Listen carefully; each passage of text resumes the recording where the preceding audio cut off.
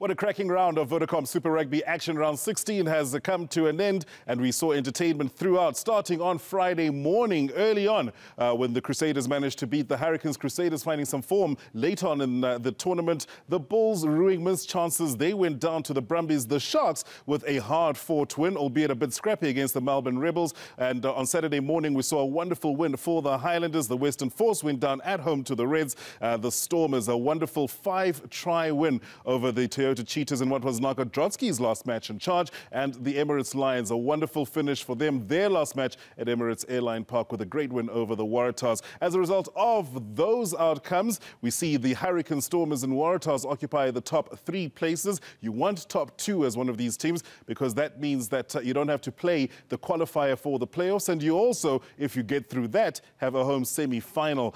In 4, 5 and 6, the wildcard places at the moment are the Highlanders, Chiefs and Brumbies. In 7th place are the Emirates Lions. They still have a mathematical chance. It looks a little unlikely, though, and they'll be taking on the DHL Stormers next weekend. But for the Crusaders and all the way down to the bottom, it's pretty much season over.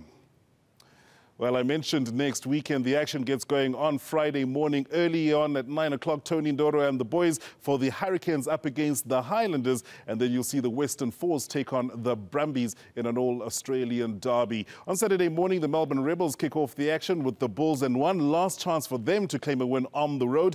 The Blues will then welcome the Crusaders, who are finishing this season quite strongly. And then it's the Reds who host the Chiefs. Locally, 2 cracking matches to look forward to slightly earlier than what we're used to. The Cheetahs take on the Waratahs. It will be a tough match for the Cheetahs. And then the one everybody's been waiting for, the Stormers against the Emirates Lions from Newlands, all to play for survival for the Lions, and for the Stormers, a top 2 place is one that they would want to garner. Thanks very much for joining us. It was a great weekend, and we certainly hope for more.